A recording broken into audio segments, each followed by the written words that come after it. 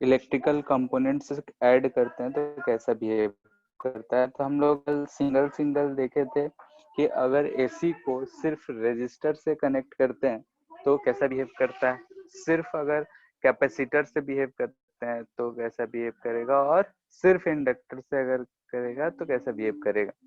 तो देखे थे कि करंट जो है और पोटेंशियल, सिंपल अगर पोटेंशियल सोर्स हमको पता था तो करंट के बारे में हम लोग देखे कि करंट जो है रेजिस्टर के केस में सेम फेज में रहता है, यानी जैसा जैसा पोटेंशियल चेंज हो रहा होगा वैसा वैसा करंट चेंज हो रहा होगा।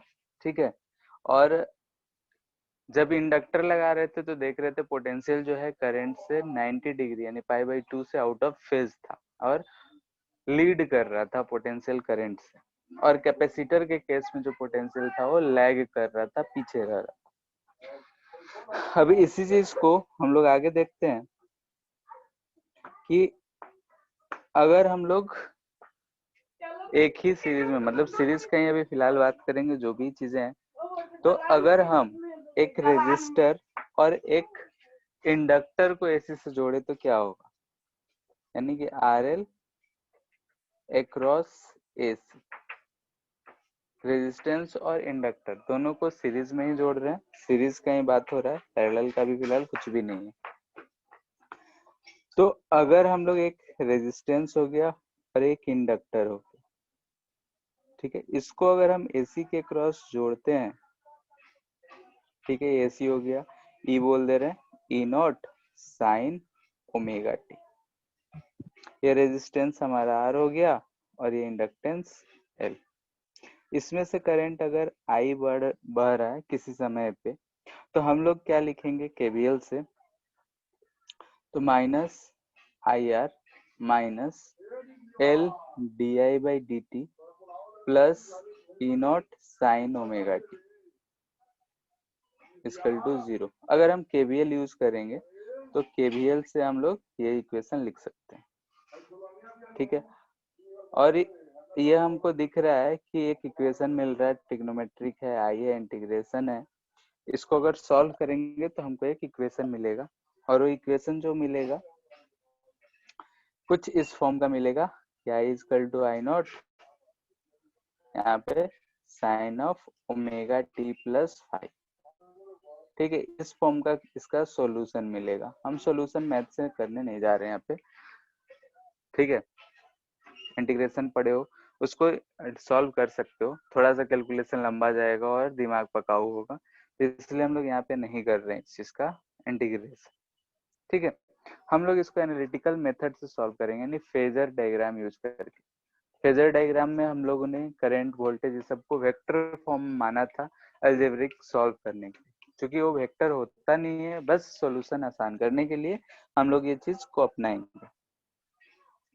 तो क्या यूज करेंगे, तो करंट आई इस सर्किट में बह रहा है, रेजिस्टेंस से कुछ बहा और कुछ सेम करंट एल से बहा, तो सेम करंट सीरीज में है तो करंट जो है सेम है, इसलिए हम लोग करंट को हमेशा हॉरिजॉन्टल एक्सिस पे रिप्रेजेंट करेंगे और पोटेंशियल को जैसा फेज डिफरेंस आता है उस हिसाब से रिप्रेजेंट करेंगे।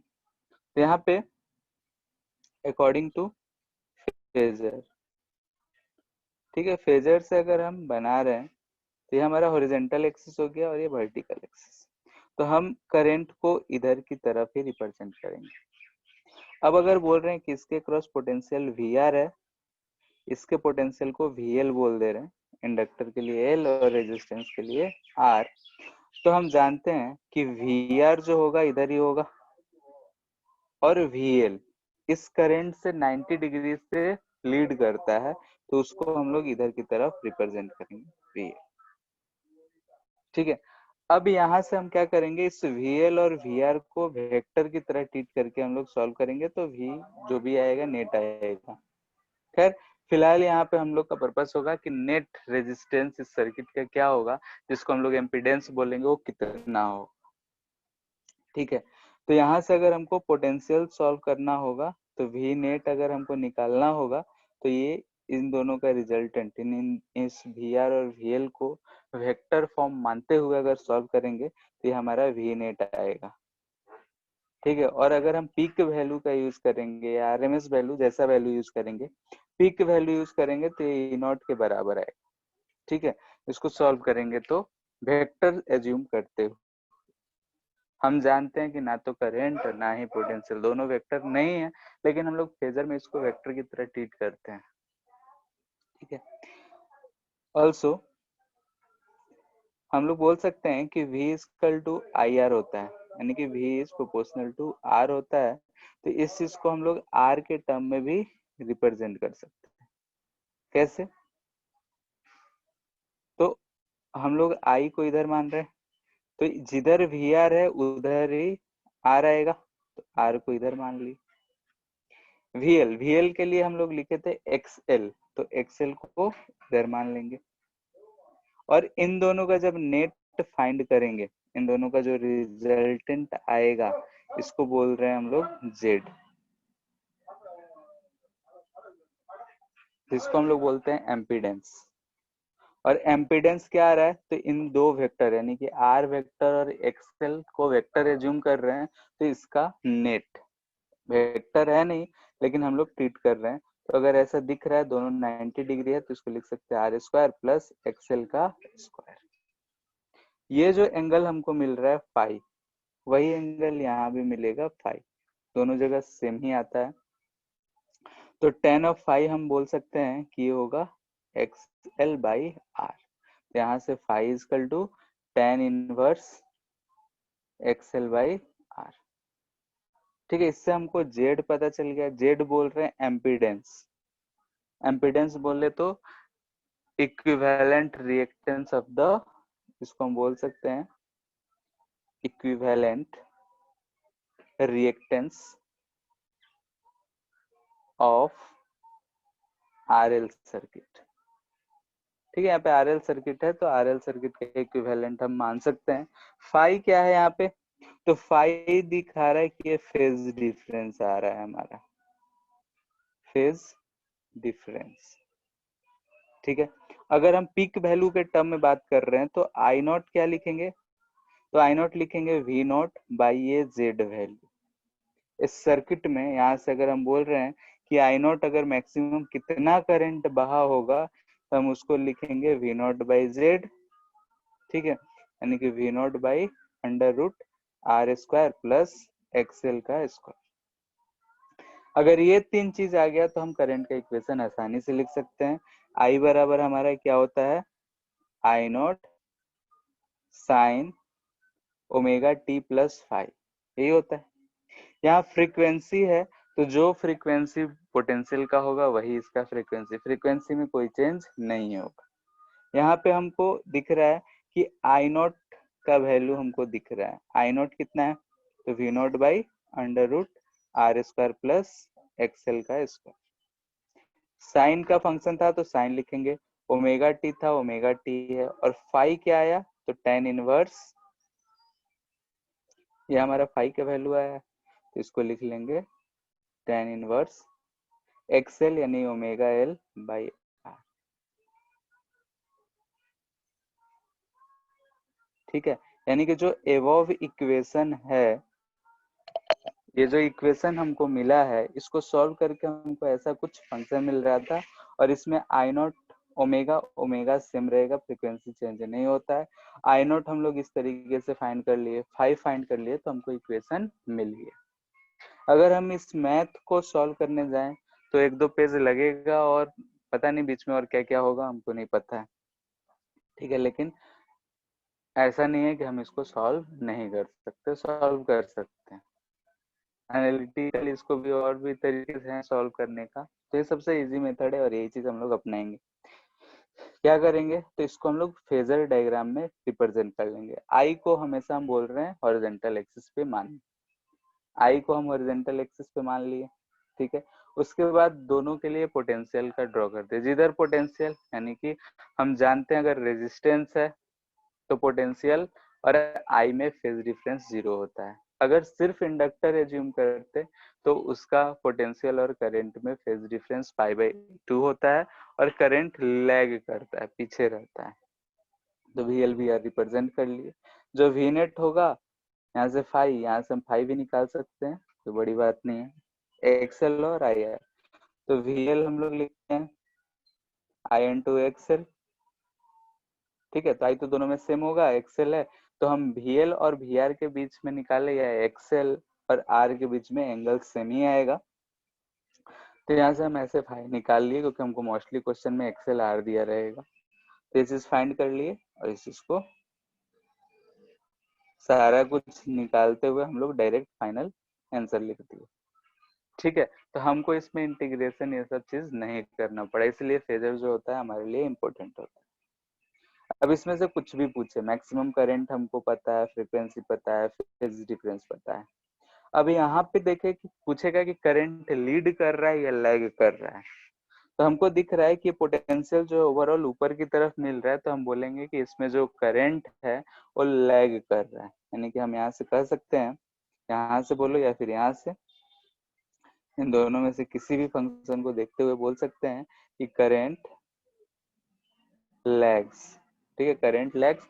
पोटेंशियल के टर्म में बोलेंगे तो बोलेंगे पोटेंशियल लीड्स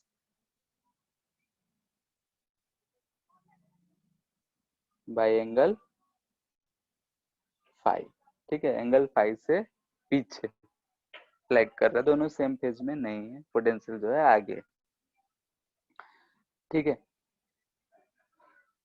अगर हम इसी चीज को बोले, फोर्थ था ये, फिफ्थ, तीन हम लोग लास्ट क्लास देखे थे।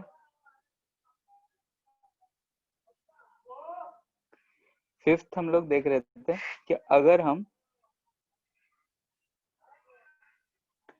कैपेसिटर को जोड़ते हैं,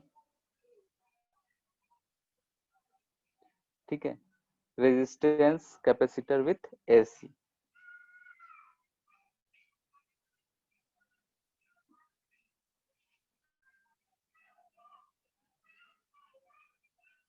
ठीक है, ऐसा है। ये रेजिस्टेंस आर हो गया, ये कैपेसिटेंस सी हो गया, ये equal to E not sine of omega T बोल रहे हैं।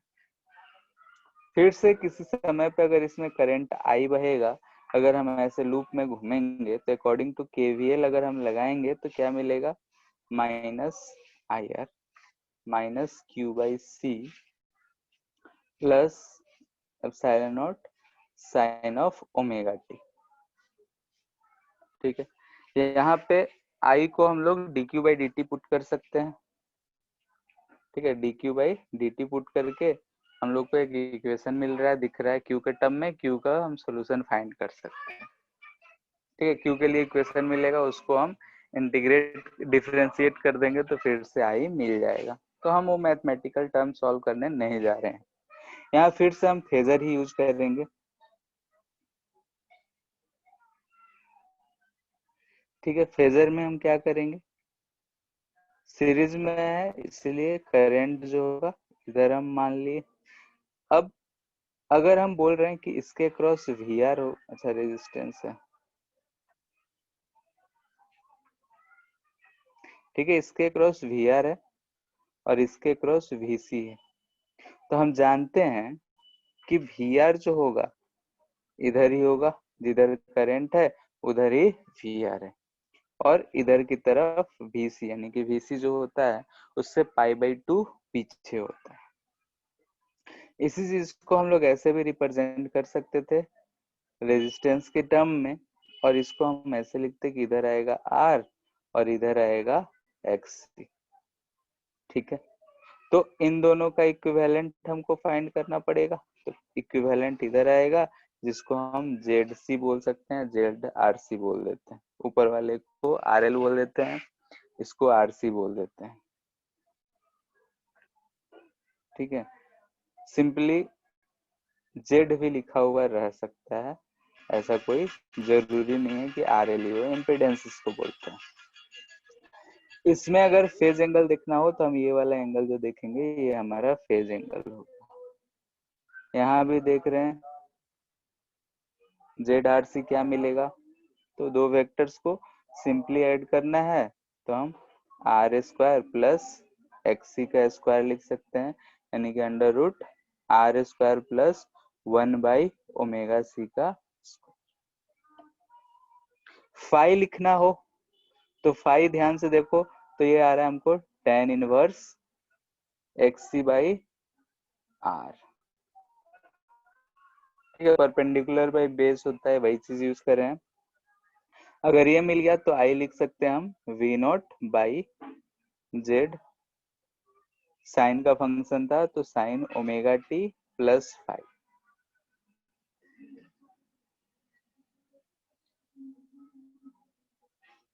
ठीक है, तो इससे क्या हो रहा है कि हमारा जो इक्वेशन है बहुत आसानी से सॉल्व हो जा रहा है। अगर हम मैथ यूज करने जाएंगे तो बहुत लंबा जाएगा, तो हम लोग इसको ऐसे ही फेजर की तरह ट्रीट करते हुए जैसा भी क्वेश्चन दिया रहेगा आसानी से सॉल्व कर सकते हैं। वैल्यू दिया रहेगा तो बस न्यूमेरिकल वैल्यू फाइंड कर लेना है, नहीं तो सिंपली ऐसे हम लोग आराम से लिख सकते हैं। और इस चैप्टर में 70% क्वेश्चन इसी सबसे रहेगा। तो अगर तुम अगर ऐसा दिख जाए सीरीज तो करंट को हमेशा हॉरिजॉन्टल मानो। आर है कैपेसिटर है कि इंडक्टर है, अगर इंडक्टर है तो π/2 से आगे और अगर कैपेसिटर है तो π/2 से पीछे, ऐसा रख लेना। हो सकता है कि इनिशियली हमको करंट आई दे रखा हो, बोला हो I0 sine of omega T plus five है। ठीक है, तो हम इसी चीज को क्या करेंगे, हॉरिजॉन्टल मान लेंगे। फाई क्या रिप्रेजेंट कर रहा है, फेज डिफरेंस, या फिर पोटेंशियल में फाई इनिशियल दे सकता है, तो उस हिसाब से अपना आगे पीछे शिफ्ट कर सकते हैं। देखेंगे उसको क्वेश्चन में कि कैसे शिफ्टिंग करेंगे, फिलहाल हम करने देते हैं। 6th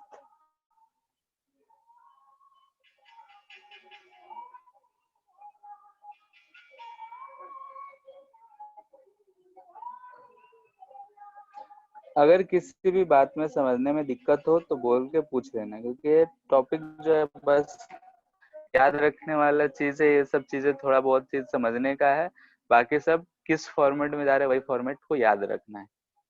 ठीक है, हर जगह सेम चीज कर रहे हैं, नया कुछ भी नहीं है। यहाँ पे हम बोल रहे हैं कि एक इंडक्टर है, रेजिस्टेंस है, कैपेसिटर है, किसी भी सीक्वेंस में रहे उससे कोई फर्क नहीं पड़ेगा। E equal to E0 sine omega T है, ये L है, ये R है, ये C है। इसके क्रॉस बोल रहे हैं VL है, इसके क्रॉस VR है, कुछ पोटेंशियल आया होगा, इसके क्रॉस VC। हम यहाँ पीक वैल्यू के टर्म में बात कर रहे हैं, RMS वैल्यू का बात होगा तो सब RMS लिखेंगे, पीक वैल्यू है तो पीक वैल्यू है। ये चीज दे रखा है। अगर इक्वेशन लिखने जाएं तो फिर से वैसा ही लंबा चौड़ा इक्वेशन आएगा, और क्या आएगा लिख लेते हैं, -L di/dt -IR -Q/C plus epsilon बोले E0 sine omega T equal to 0। ये इक्वेशन हमको मिल रहा है।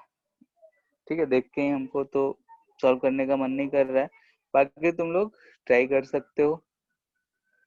ठीक है, आई को dq/dt पुट करेंगे तो ये ट्रिपल डेरिवेटिव का इक्वेशन हो जाएगा। डिफरेंशियल इक्वेशन एक चैप्टर है, उसमें से इस चीज को हम सॉल्व कर सकते हैं यूज करके। खैर, अकॉर्डिंग टू फेजर हम फेजर ही यूज करेंगे। ऐसा है, ठीक है, हम इधर की तरफ ही आई मान रहे हैं। ठीक है, आई हमारा इधर ही है। VR अगर करेंगे तो इधर आएगा, VL लिखेंगे तो इधर आएगा, और VC लिखेंगे तो इधर आएगा। नेट EMF निकालना होगा तो इसको सॉल्व कर लेंगे। हम यहाँ पे R फाइंड करना चाहते हैं, तो R के लिए इधर I है, तो इधर हमारा R हो जाएगा, इधर XC हो जाएगा, ऊपर XL हो जाएगा। ठीक है, सिंपली ऐसा कर लेना है। अब हमको यहाँ पे 3 वेक्टर्स दिख रहे हैं, XL और XC जो है 180 डिग्री पे है, तो जो बड़ा होगा उधर इफेक्टिव होगा। तो हम मान लिए कि लेट XL जो है ग्रेटर देन XC। हम सपोज कर लिए मे बी XC भी ज्यादा हो सकता है, ऐसा कोई जरूरी नहीं है कि XL ही ज्यादा हो। एक्सी भी एक्सेल से ज्यादा हो सकता है। फिलहाल हम एक्सेल को एक्सी से ज्यादा माने हैं, तो ये हमको कैसा मिल जाएगा, ऐसा एक वेक्टर मिल जाएगा ऊपर एक्सेल माइनस एक्सी और इधर आ जाएगा आर। अब इसका अगर हम नेट फाइंड करेंगे तो ये नेट जो आएगा हमारा जेड। तो जेड क्या आ जाएगा, यहाँ ध्यान से देखे तो देखो under root R square plus XL minus XC का होल स्क्वायर। ओमेगा के टर्म में भी इसको लिख सकते हैं, बाकी हम ऐसे ही लिख के छोड़ रहे हैं क्योंकि एक्सएल को हम ओमेगा एल और एक को 1 भी ओमेगा सी लिख सकते हैं। करंट चूंकि हमारा इसी डायरेक्शन में था तो हम फाई यहीं से मेजर करेंगे। ठीक है, तो फाई अगर लिखेंगे तो tan ऑफ फाई हमको देखो क्या दिख रहा है, परपेंडिकुलर बाई बेस। तो यहाँ से हम लिख सकते हैं phi equal to tan inverse XL minus XC by. ठीक है, अगर ये चीज मिल गया तो हम इक्वेशन ऑफ करंट आराम से लिख सकते हैं सर्किट के थ्रू कि आई बह रहा होगा आई नॉट यानी कि V not by Z. E naught बह रहा था तो E naught by Z sine omega T plus five, five का जो भी वैल्यू आ रहा है।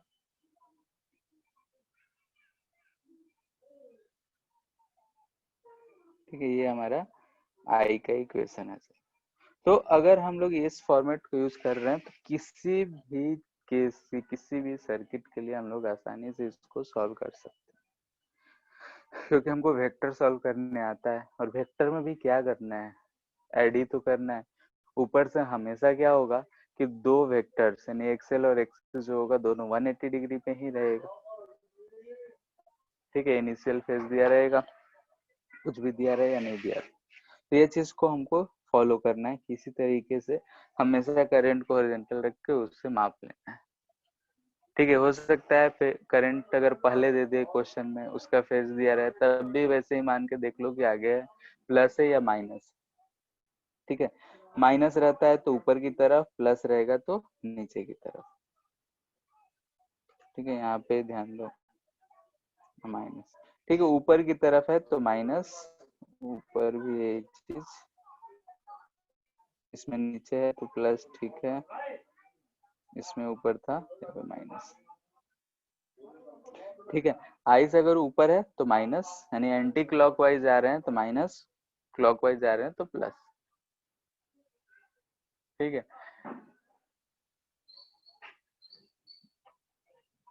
ये शिफ्टिंग ऑफ कर्व वाला जो केस है वही वाला चीज हम लोग समझ रहे हैं। जैसे कि अगर पढ़े होगे कि y इक्वल टू एक्स कुछ है, अगर y x minus one function होगा तो आगे पॉजिटिव डायरेक्शन में शिफ्ट करता है, तो वही वाला केस है। माइनस है तो एंटी क्लॉकवाइज शिफ्ट करेगा, प्लस है तो क्लॉकवाइज में आएगा, क्योंकि हम लोग एंगल को जब भी मेजर करते हैं तो एंटी क्लॉकवाइज को पॉजिटिव मानते हैं। तो इस चीज से यहाँ पे ऊपर की तरफ जा रहा है तो माइनस लिखे। अगर एक्सेल ज्यादा माने हैं तभी, एक्स से ज्यादा मानेंगे तो यहाँ प्लस आ जाएगा, क्योंकि यहाँ पे अपने आप माइनस साइन एक बाहर आ जाएगा, tan inverse minus theta minus होता है, ऐसे लिख सकते हो। ठीक है, बाकी फेज का ध्यान देना है। तो यहाँ पे क्या दिख रहा है, जब एक्सएल को ग्रेटर देन एक्सी माने हैं तो पोटेंशियल यानी कि इधर की तरफ पोटेंशियल आएगा। पोटेंशियल भी सॉल्व करेंगे तो इसमें इधर की तरफ ही वी नेट आएगा। तो ये करंट है, ये नेट है और ये फाई है। तो हमको दिख रहा है कि वी नेट जो है करंट से लीड कर रहा है, तो हम यहाँ बोल सकते हैं कि potential leads current by phi. ठीक है, फाई से लीड कर रहा है। करंट के टर्म में बोलते तो बोलते कि करंट जो है लैग कर रहा है। ठीक है, तो इतना बात है, अगर समझ में आ गया है तो हम लोग क्वेश्चंस कर सकते हैं, और अगर कहीं दिक्कत है तो एक बार पूछ लो।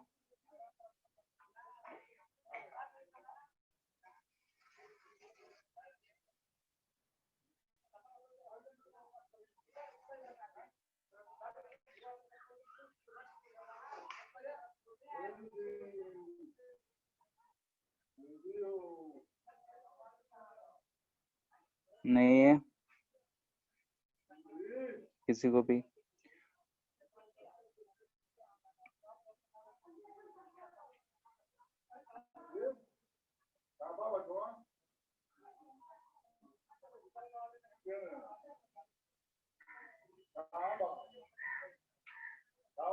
ठीक है, अगर किसी के क्रॉस लिखना हो, आई नॉट फाइंड करना है तो पिक वैल्यू यूज करेंगे, आरएमएस वैल्यू फाइंड करना है तो आरएमएस वैल्यू फाइंड करना है, इस चीज को ध्यान रखना है। ठीक है, ऐसे फाइंड कर सकते हैं किसी का भी क्रॉस फाइंड। तो टोटल आ रहा है। अब इसी से रिलेटेड कुछ क्वेश्चंस देते हैं, करो फिर, कोई दिक्कत नहीं है तो।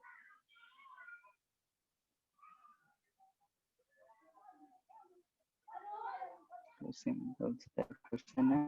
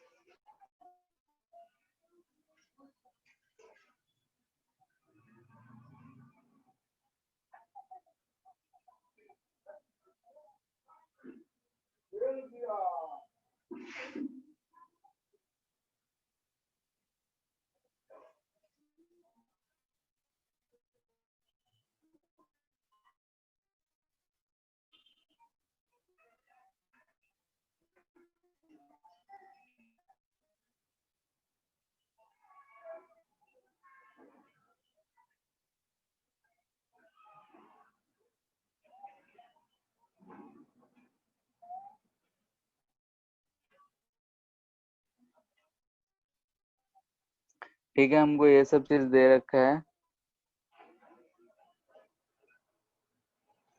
Find I, VC, VR, V L,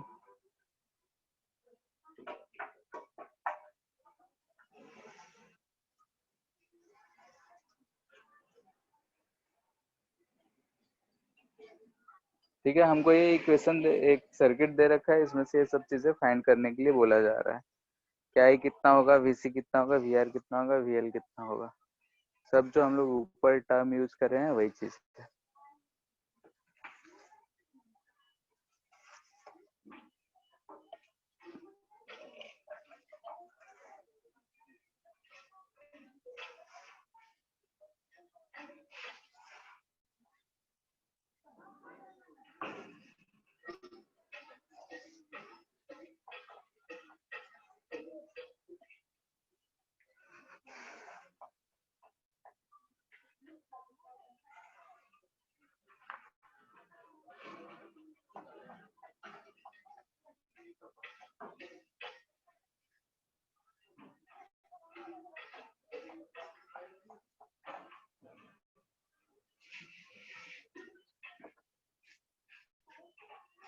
बोलो कितना आ रहा है, आया?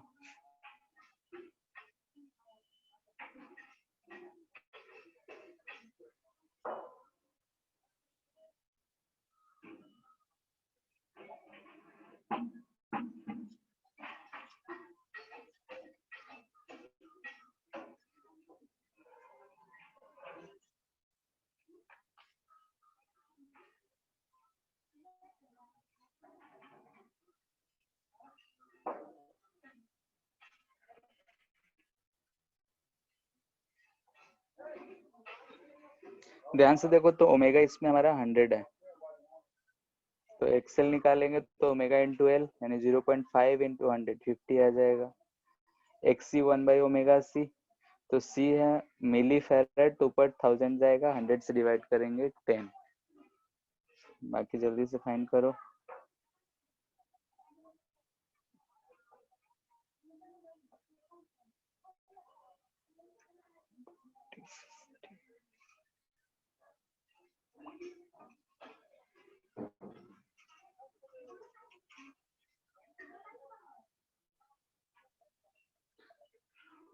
जेड फाइंड करेंगे तो देखो एक्सएल जो है ग्रेटर देन एक्सी है, तो 50 माइनस 10 40, और 40 30 का जो इक्विवेलेंट आएगा 50 आ जाएगा। ठीक है, जेड आ गया तो हम आई नॉट फाइंड कर सकते हैं। आई नॉट कितना, तो 200/50 यानी कि 4।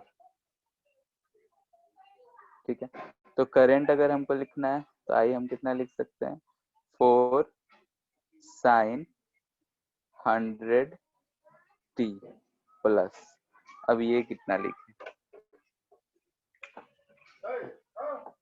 यही पे अब इतना देर में तो कोई दिक्कत नहीं था। अब फेज, क्योंकि हम लोग पहला जो जितना भी चीजें पढ़े थे उसमें फेज में ओमेगा टी सिर्फ ले रखे थे, यहाँ पे ओमेगा टी प्लस 30 है, तो कैसे निकाले,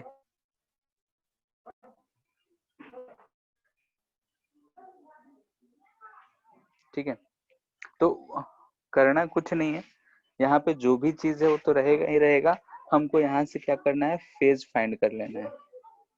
ठीक है, जैसे कि इसमें से अगर हम tan phi फाइंड करेंगे तो tan phi ध्यान से देखो, XL माइनस XC यानी कि 40/30 मिलेगा, यानी कि 4/3 मिलेगा।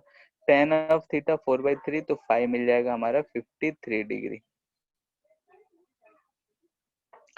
ये आ गया, तो हम यहाँ पे जो फेज लिखेंगे तो जो ये ध्यान रखना है, इनिशियल है, इनिशियल जो भी है उसको लिख देना है, माइनस, यहाँ पे माइनस इसलिए कर रहे हैं क्योंकि इधर अगर करंट लेंगे तो इधर की तरफ आएगा, तो इसलिए -53 डिग्री लिख देंगे। ठीक है, -53 डिग्री तो आ जाएगा हमारा 4 sin 100t माइनस 23 डिग्री। ये हमारा आ गया आई का इक्वेशन।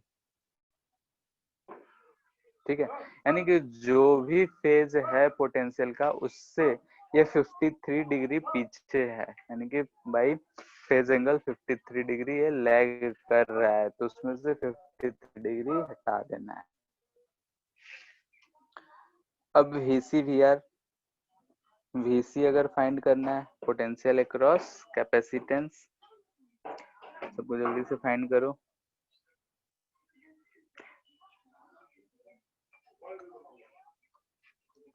तो सबसे पहले VR फाइंड करते हैं। तो VR जो होता है करंट के सेम फेज में होता है, तो इधर तो यही आएगा साइन 100t माइनस 23 डिग्री। ठीक है, VR अगर हम फाइंड कर रहे हैं तो ये सेम फेज में रहेगा, इन फेज विथ करंट। ठीक है, करंट के साथ ये फेज में रहता है, तो हम इसको यहाँ पे इसे लिख लिए,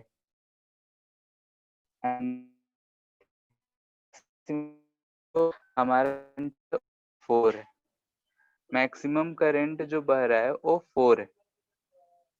ठीक है, रेजिस्टेंस R हमारा 30 है, तो यहाँ पे क्या हो जाएगा 4 × 30। इतना पोटेंशियल टाइम के साथ साथ रेजिस्टेंस के क्रॉस से वेरी कर रहा होगा। VC लिखना है, तो VC लिखेंगे तो 4 × XL यानी कि 10 आया था 10 साइन ये ओमेगा टी माइनस 23 डिग्री। हम जानते हैं कि जो VC है इस करंट से π/2 पीछे होता है, तो हम यहाँ पे क्या करेंगे प्लस 90 डिग्री कर देंगे। ठीक है, पीछे रहता है तो यहाँ पे ध्यान दे प्लस 90 डिग्री कर देंगे। क्यों, क्योंकि VC लैग्स करंट बाई π/2। ठीक है, इससे लैग करता है इसलिए। वैसे ही अगर हम VL लिखना चाहेंगे तो VL लिखेंगे, करंट 4 है और XL जो आया है 50 आया है, 4 × 50 हो जाएगा, यहाँ sign omega T minus 23 degree, यहाँ पे -90 डिग्री लिखते हैं। क्यों, क्योंकि VL जो होता है लीड्स करंट। ठीक है, तो इस तरीके से हम लिखेंगे तो हमारा जो सवाल होगा वो आसानी से सॉल्व हो जाएगा। तो हमको ये चीज को, इस फॉर्मेट को ध्यान में रखना है और इसी चीज से हमको लिख लेना है। अगर इस क्वेश्चन में किसी को कहीं भी कोई भी दिक्कत है तो बोलो, ध्यान से देखो और बोलो, है तब भी, नहीं है तो नहीं।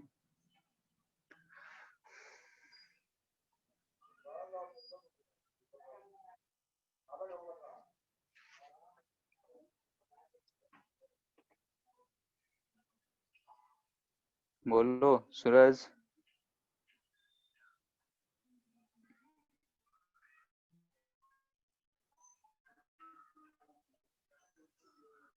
नहीं है। अंकित।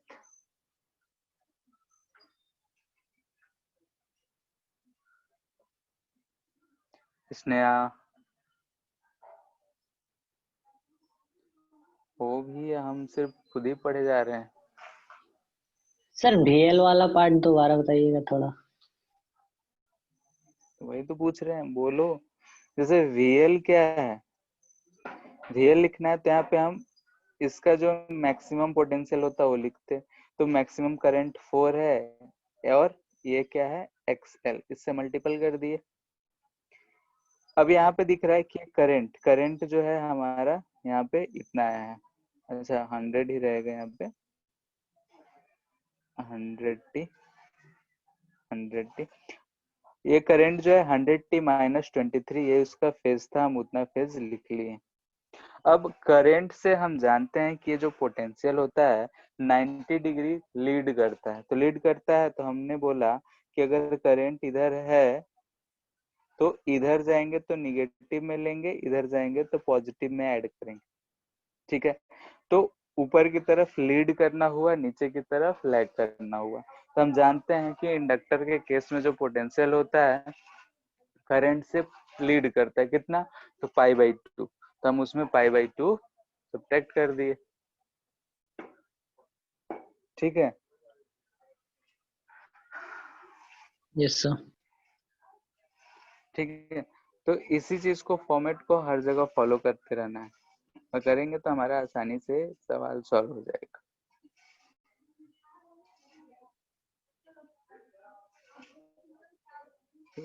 एक मिनट।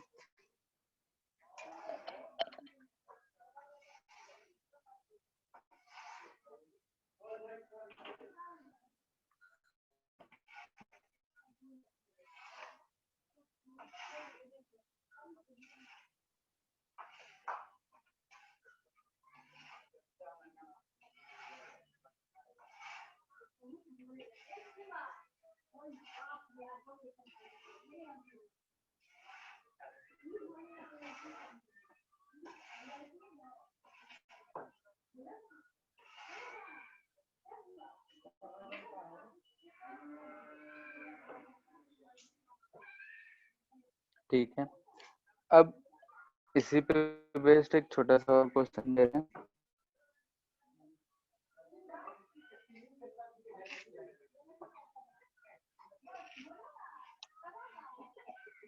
R है 16, L है 24, C है 12 ओम, ये भी ओम में है। अच्छा XL है।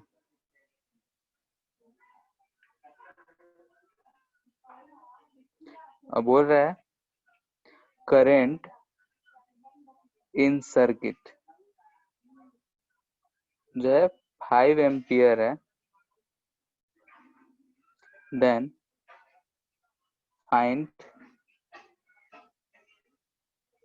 ए,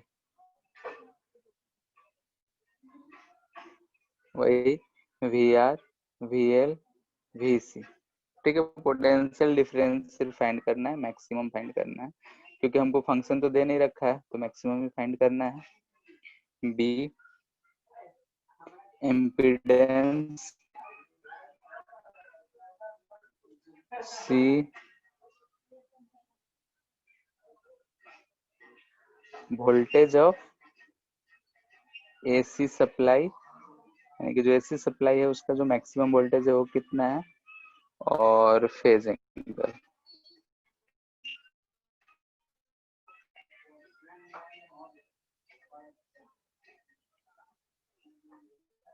इजी सवाल है।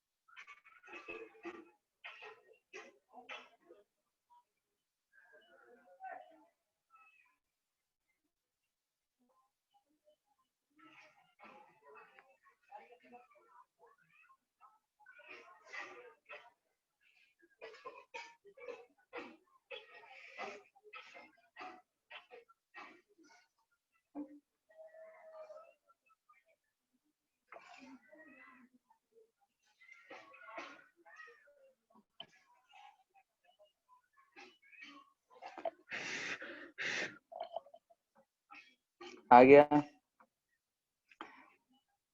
सब दे रखा है तो z का वैल्यू फाइंड कर लेना है, z। ठीक है, तो z क्या आ जाएगा, 24 माइनस 12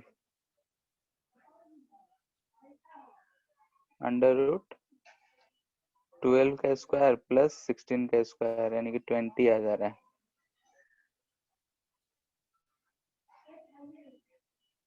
ठीक है, तो आसान है, वी आर इजकल टू 5 है तो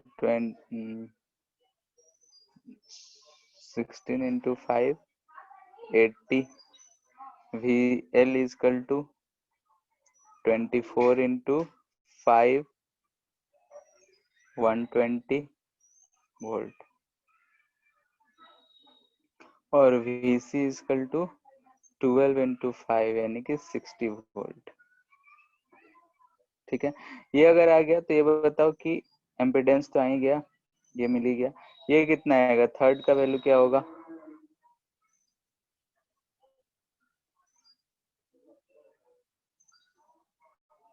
वोल्टेज ऑफ एसी सप्लाई क्या होगा।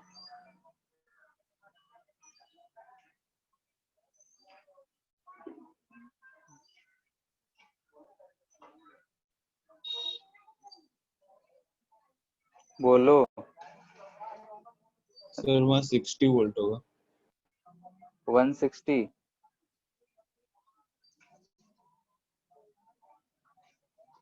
160 कैसे आएगा,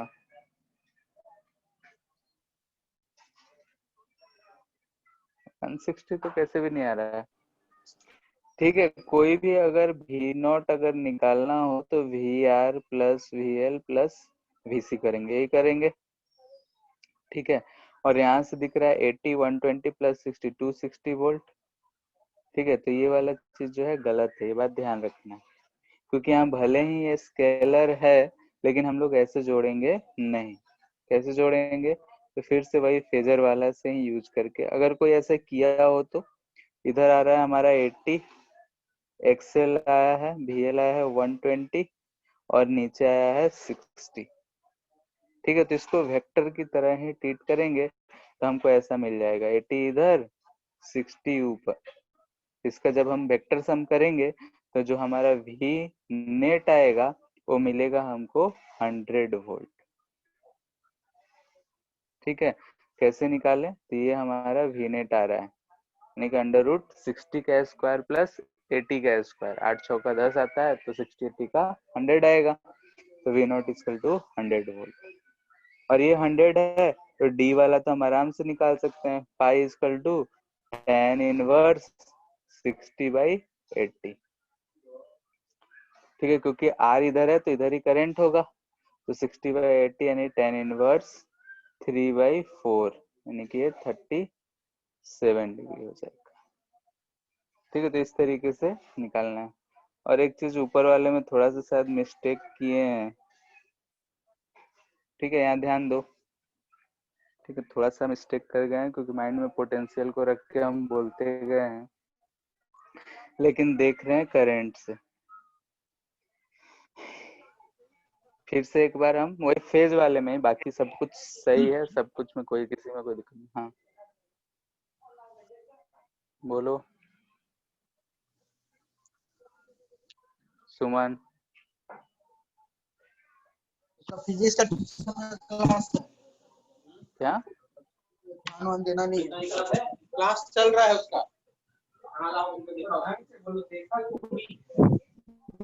हेलो, अरे रावल,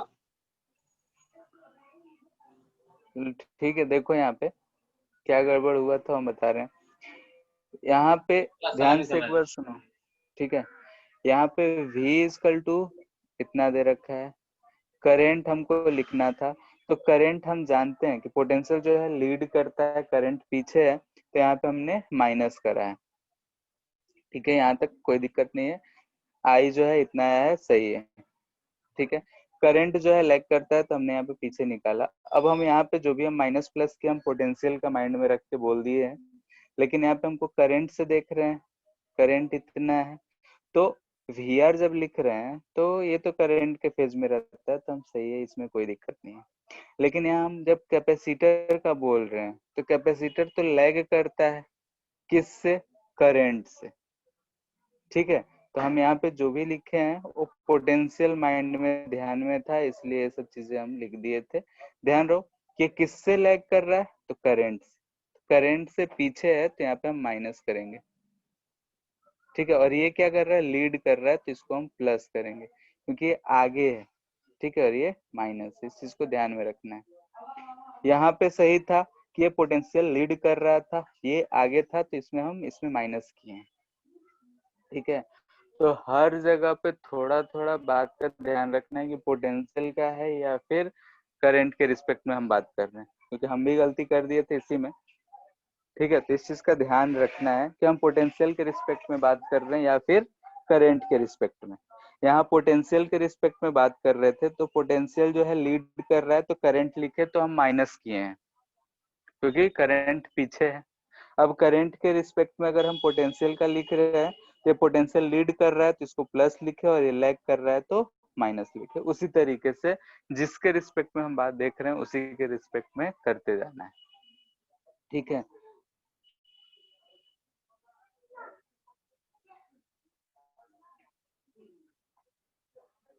ऐसे ऐसे सवाल रहे हैं। ठीक है,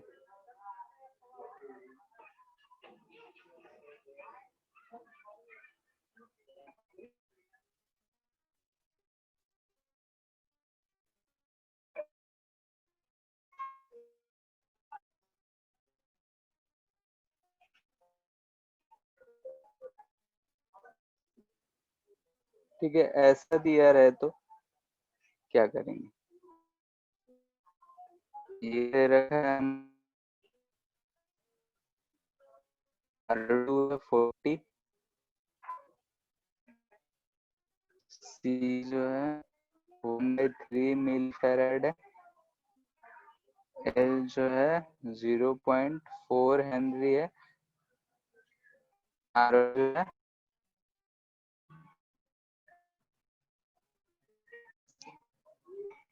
30 ओम है, 200 साइन प्लस 30 डिग्री, इतना ही दे रखा।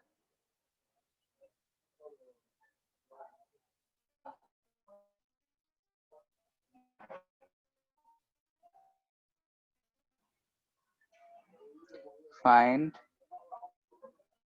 I1 I2 VR1 VR2 VC VL।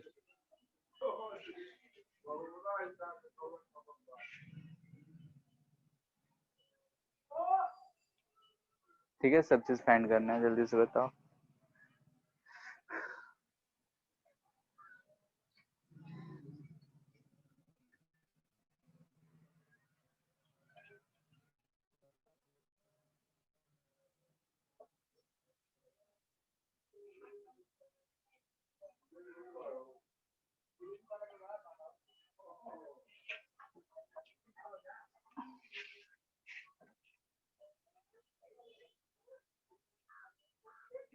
ठीक है, पैरेलल की तरफ हम लोग बढ़ रहे हैं। एक्चुअली में पैरेलल हम लोग का जो सिलेबस में है नहीं, तो हम लोग को उसमें नहीं, क्वेश्चन से ही देख लेंगे कैसे क्या करना है।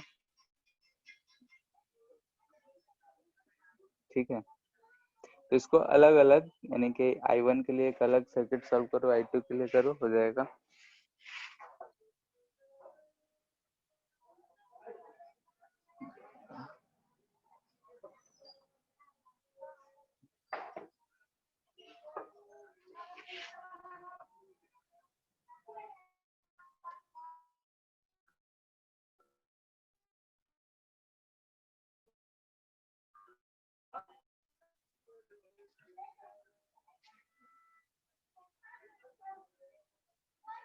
ठीक है, अलग अलग सर्किट के लिए करो। जैसे कि अगर L और R1 वाले को एक सर्किट मान लो और R2 और कैपेसिटर वाले को एक सर्किट मान लो, दोनों के क्रॉस पोटेंशियल तो सेम होगा पैरेलल में है तो।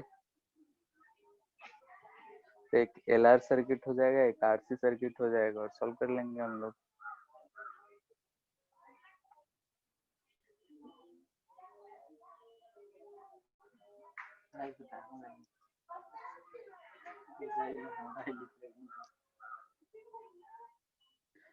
ठीक है, तो एक एक करके देखते हैं।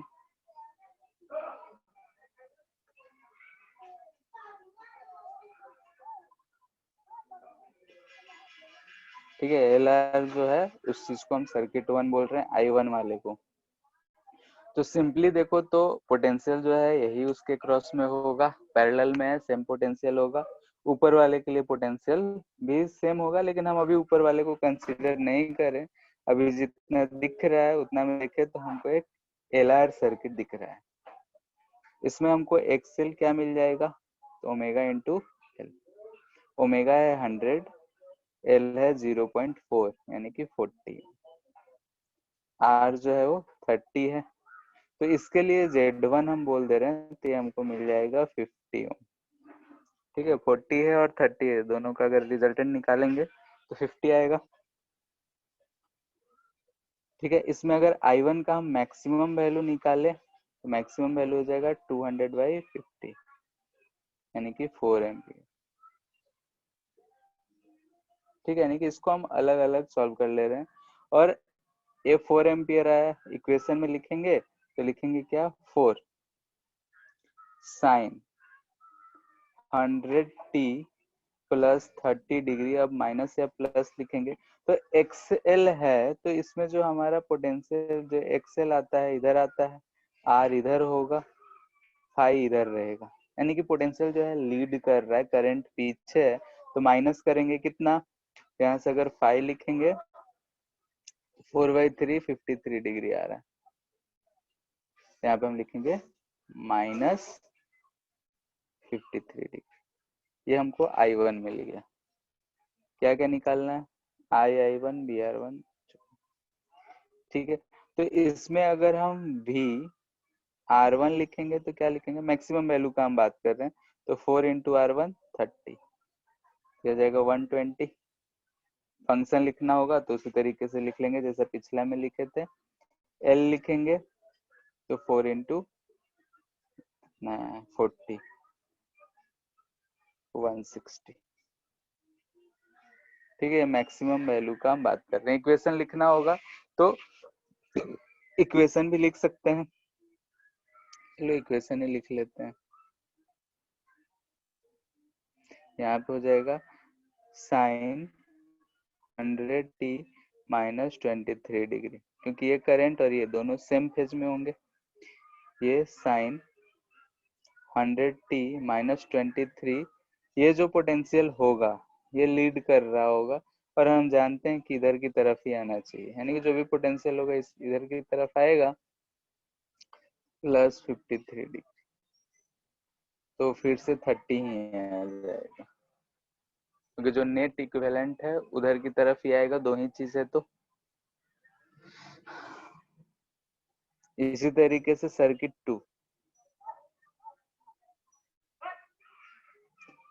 2 यानी कि R2 एंड C वाला। ठीक है, एक बार ध्यान से देख लो, फिर उस चीज को लिखते हैं, सॉल्व करो खुद से।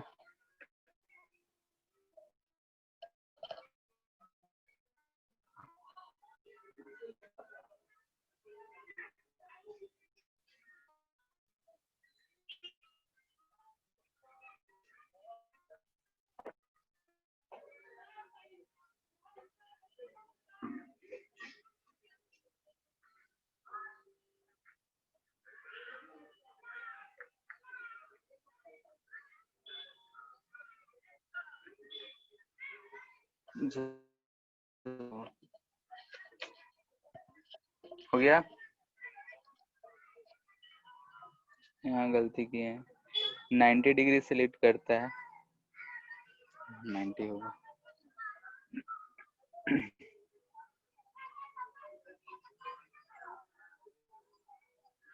तो हम XC सबसे पहले निकाल लेते हैं, तो XC होता है 1/ωc, यानी कि 1/100 है, C 1/3 मिली था तो ऊपर 1000 चला जाएगा, तो इसको हम लिख सकते हैं 30 ओम। R2 दे रखा है 40 ओम। फिर से Z2 अगर देख रहे हैं तो 30, 40, 50। ठीक है, यानी कि इस केस में अगर हम बनाएंगे तो इधर R, इधर XL, तो इसका जो नेट आएगा, इधर Z आ रहा है, ये एंगल फाई आ जाएगा हमारा R40 37 डिग्री। ठीक है, ये 37 डिग्री आएगा। ठीक है, तो ये Z2 ये सब चीज हमको मिल जा रहा है। तो I2 अगर लिखना हो तो I2 हम क्या लिखेंगे, तो Z2 है तो 200 बाई फिर से 50 यानी कि 4 ही आएगा, साइन ओमेगा टी यानी कि 100t प्लस 30, इतना तो था ही पोटेंशियल। अब इसमें जो है ये पोटेंशियल जो है, ठीक है, करंट जो है इस पोटेंशियल जो भी उसके क्रॉस पोटेंशियल है उससे 37 डिग्री लीड कर रहा है। ठीक है, बारे में बात तो लिखना है तो हमको दिख रहा है 37 डिग्री करंट जो है लीड कर रहा है, तो हम यहाँ पे लिखेंगे प्लस 37 डिग्री। ठीक है, तो ये हमको मिल जाएगा 4 sign 100t plus 67 degree. I2 मिल गया, तो हमको VR2 लिखना है, तो VR2 लिखेंगे तो I2 इंटू R यानी कि 40 था यानी कि 160 ओम वोल्ट आ जाएगा, साइन सेम फेज में रहेगा तो 100t प्लस 67 डिग्री, यानी कि इससे ज्यादा हम लोग को एक क्वेश्चन में नहीं पूछेगा। RC लिखेंगे तो XL इंटू 4, XL 30 है तो 120 साइन ये 100t प्लस 67 डिग्री तो रहेगा, लेकिन हम जानते हैं कि ये 90 डिग्री पीछे चलता है तो माइनस 90, क्योंकि पोटेंशियल अक्रॉस कैपेसिटर जो होता है करंट से 90 डिग्री पीछे रहता है, लैग करता है, तो इसलिए हम यहाँ पे माइनस 90 डिग्री। तो हमको जो भी चीजें पूछा गया था आई बचा हुआ, I1 हो गया, I2 हो गया, I अब निकालना है। ठीक है, इतना बात में अगर किसी को कहीं दिक्कत है तो एक बार पूछ लो, फिर I के लिए हम लोग देखते हैं।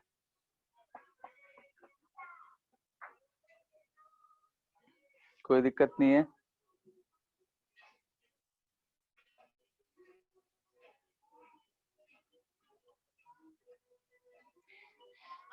ठीक है, I जो होगा हमारा I1 प्लस I2 होगा। ठीक है, तो I1 कितना है 4 sign omega T minus 23 degree, यानी कि हम लिख सकते हैं 4 साइन 100t माइनस 23 डिग्री, और प्लस I2 है 4 साइन 100t प्लस 67 डिग्री। ठीक है, अब ये दो हमको दिख रहे हैं ट्रिग्नोमेट्रिक फंक्शंस, इसको सॉल्व करना है। ठीक है, इसको या तो ट्रिग्नोमेट्री यूज करके सॉल्व करो, जैसे मन वैसे सॉल्व कर सकते हैं, लेकिन अगर हम फेजर पढ़ रहे हैं तो वही चीज यूज करेंगे। ठीक है, ये प्लस 63 डिग्री, यानी कि अगर सिर्फ ओमेगा टी होता तो ये चीज होता, इधर से ऐसा 60 माइनस 20 डिग्री पे है 4, और एक इधर है 67 डिग्री पे 4, तो दो हमको करंट दिख रहा है और दोनों जो है 90 डिग्री पे है। ठीक है, यानी कि 23 प्लस 67 90 डिग्री पे, तो आई नेट जो हो जाएगा इसका मैक्सिमम वैल्यू जो हो जाएगा 44 यानी कि 4√2 हो जाएगा। 90 डिग्री पे है तो इसका रिजल्टेंट 45 डिग्री आएगा, तो इधर से हम बोल सकते हैं कि ये अगर 45 डिग्री तो ये एंगल हो जाएगा 22 डिग्री। तो हम आई लिख सकते हैं क्या 4√2 साइन 100t, ओमेगा टी से ही हम रेफरेंस ले रहे हैं तो प्लस नीचे की तरफ है तो 20, ठीक है, क्योंकि भी का इधर की तरफ आएगा इससे प्लस इधर की तरफ। तो ये चीज बन जाएगा हमारा आई। आई जब निकालना है तो आई को भी वेक्टर फॉर्म में लिखेंगे जो पैरेलल हो। या फिर अगर ये इक्वेशन सॉल्व करने लायक है, सॉल्व कर सकते हो। ठीक है, ट्रिग्नोमेट्रिक फंक्शन है, ट्रिग्नोमेट्रिक फंक्शन सॉल्व करना है तो स्क्वायर साइन से सॉल्व कर सकते हो। कम्प्लेक्स नंबर पढ़े हो, कम्प्लेक्स नंबर के टर्म में भी इसको लिख सकते हैं, साइन ओमेगा थ्री माइनस कुछ रहता है तो अगर उसमें अगर कंफर्टेबल है तो उससे कर सकते हो। इसके बाद मैथ से जैसे इच्छा करे वैसे सॉल्व करके लिखना। हमको उतना मैथ्स आता नहीं है तो हम फिर यूज करते हैं। ठीक है, लेकिन इसमें ध्यान रखना है कि लास्ट में फेज एंगल प्लस या माइनस कब करेंगे, क्योंकि वहीं पे मोस्टली गलती होता है। ठीक है, हमेशा गलती होगा वहीं पे होगा, अगर ध्यान नहीं देंगे तो थोड़ा सा भी इधर उधर करेंगे वहीं पे प्लस माइनस में गलती हो लास्ट में। तो उस चीज को ध्यान रखना है कि प्लस कब कर रहे हैं माइनस कब कर रहे हैं, तो वो चीज आएगा। प्रैक्टिस जितना करोगे तो आ जाएगा। एक यही फॉर्मेट चलते रह रहा है, कौन लीड कर रहा है कौन लैग कर रहा है, हम जोड़ेंगे तो क्या होगा घटाएंगे तो क्या होगा, वो चीज समझते हुए इसको करना है।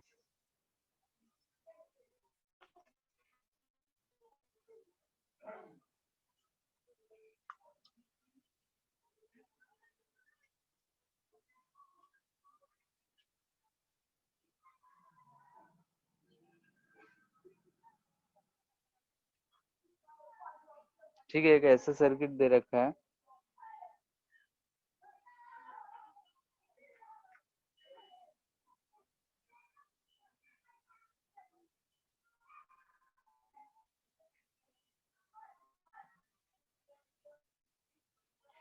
ई है,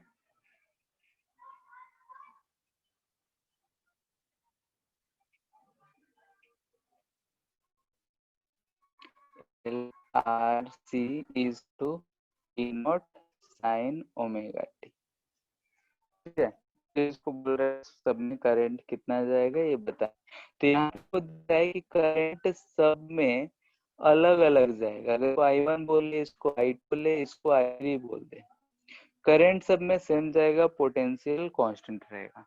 तो इसमें पोटेंशियल को रेफरेंस लेंगे और करंट को वेक्टर की तरह ट्रीट कर लेंगे।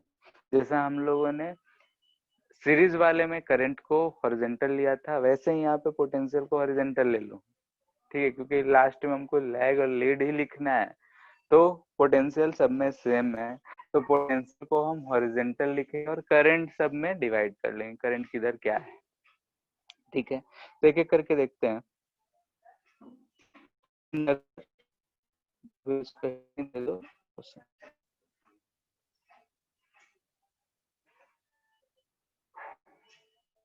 ठीक है, यहाँ पे फॉर एल के लिए लिखेंगे क्या लेंगे, minus L D I by D T two, या फिर डायरेक्ट लिख लेते हैं, दोनों एक होगा, A not sine omega T. ठीक है, यानी कि हमको यहाँ पे डायरेक्ट दिख रहा है कि ये चीज जो आएगा तो सिर्फ प्योर इंडक्टिव सर्किट सॉल्व की वही चीज आएगा, तो हम डायरेक्ट लिख रहे हैं आई इक्वल टू आ जाएगा ई नॉट बाई एक्स यानी omega L sine omega T. इसमें देखना कि जब इंडक्टर होता है सर्किट में, तो इंडक्टर के केस में जो करंट होता है वो पीछे रहता है, पाई बाई टू से लैग करता है, तो minus pi by to for ये आई वन है। कैपेसिटर के केस में अगर हम लिखेंगे तो लिखेंगे वही सेम, हम डायरेक्ट करंट लिख रहे हैं आई टू, तो E naught by X sine omega T plus pi by two लिखते हैं, यही चीज है। और फॉर रेजिस्टेंस आई थ्री लिख रहे हैं, इन्हें दे रखे हैं, अच्छा उल्टा हो गया, ये आई थ्री है ये आई वन, तो यहाँ से लिखेंगे तो E naught by R sine of omega T. ठीक है, ये चीज ध्यान।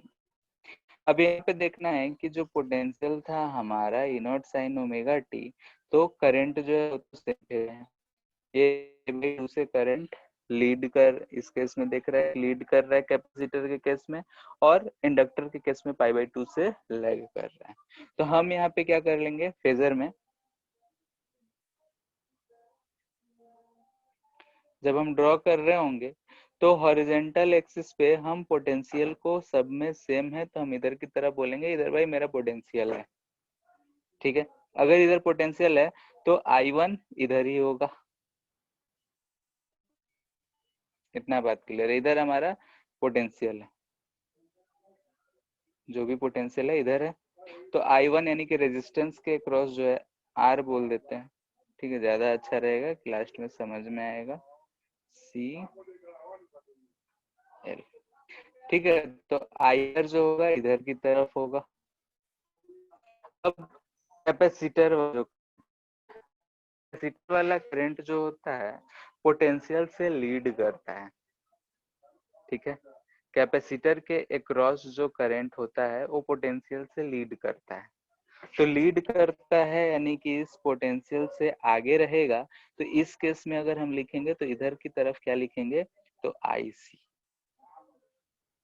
ठीक है, इस चीज को ध्यान रखना है, किधर हम क्या लिख रहे हैं, IC, क्योंकि ये जो होता है लीड्स पोटेंशियल बाई π/2। अगर हम IL का बात करें तो इधर होगा लेग्स पोटेंशियल बाई π/2। ठीक है, इसी फॉर्मेट को हम अपने इधर है उधर R वाला होगा। अब IC जो होता है वो लीड करता है, IL जो होता है लैग करता है, तो हम इस तरीके से इसको ड्रॉ कर लिए। ठीक है, ऑल्सो जैसे V इक्वल टू होता है XL X इंटू I लिख देते हैं, X की जगह R XL XC जो भी हो। V जो है ये कांस्टेंट है, तो कांस्टेंट है तो हमको क्या दिख रहा है, is inversely proportional to X। ठीक है, तो हम इसको कैसे रिप्रेजेंट कर सकते हैं, इधर V है तो इधर R। ठीक है, 1/R I लिखे थे तो 1/R, इधर 1/XL XC था ना, और इधर 1/XL। ठीक है, ऐसा लिख लेंगे। तो इसके में जो हमारा नेट आएगा, ठीक है, तो इक्विवेलेंट इम्पीडेंस, इक्विवेलेंट इम्पीडेंस अगर लिखेंगे तो 1/6 है। ठीक है, सब सम आएगा, वेक्टर सम आएगा। ठीक है, तो क्या देखो ध्यान से, तो 1/R का square plus 1/XL minus 1/XC, और इसमें कोई भी आगे पीछे लिखेंगे कोई फर्क नहीं पड़ेगा, क्योंकि 1/XL माइनस XL का स्क्वायर है, बड़ा कोई भी रहे छोटा कोई रहे वो पॉजिटिव होता है। ठीक है, और इसको हम लोग y से लिख देते हैं, कभी कभी बोलते हैं ये एडमिटेंस। ठीक है, तो जब अगर हमको पैरेलल में दिया रहेगा तो हम लोग इस तरीके से इसमें लिखेंगे। अगर 1/XC ज्यादा है, मान लेते हैं इसका रिजल्टेंट है आ रहा है, रिजल्टेंट 1/Z आ रहा है, तो ये एंगल को हम 5 बोलेंगे। ठीक है, और tan ऑफ 5 अगर लिखना हो तो लिखेंगे 1/Z 1/। ठीक है, और उसी हिसाब से ऊपर है नीचे है, लैग कर रहा है लीड कर रहा है, देखो इसको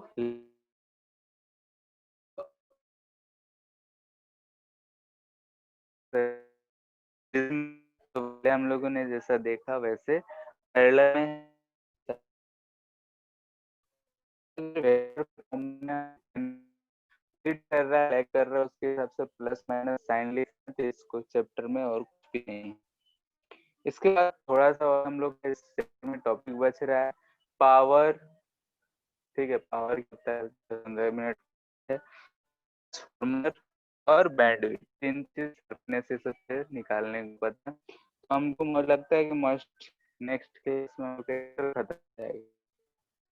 ठीक है, तो कल वाले में मोस्टली खत्म हो जाएगा, अगर थोड़ा बचेगा तो नेक्स्ट केस में होगा, तो कल के लेक्चर में ये मोस्टली खत्म ही हो जाना। ठीक है, फिर आज के लिए इतना ही रहने दे रहे हैं, नेक्स्ट क्लास में इससे आगे देखेंगे। ठीक है, तो होमवर्क जो है पावर और ट्रांसफार्मर जहाँ दिख रहा होगा उसको छोड़ के सारा, उससे बहुत कम ही क्वेश्चन में देखे। कल के बाद पूरा ऐसी।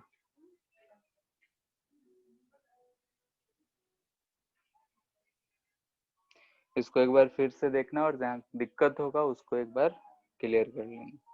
ठीक है,